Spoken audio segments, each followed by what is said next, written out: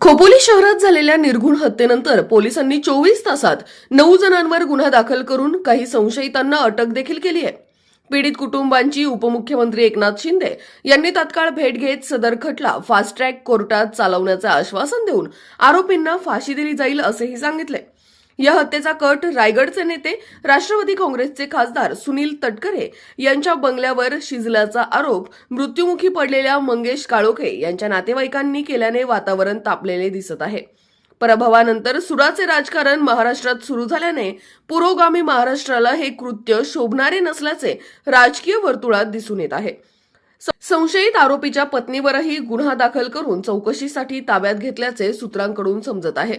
अशाच नवनवीन बातम्या व घडामोडी पाहण्यासाठी आमच्या चॅनलला लाईक, शेअर व सबस्क्राईब करा।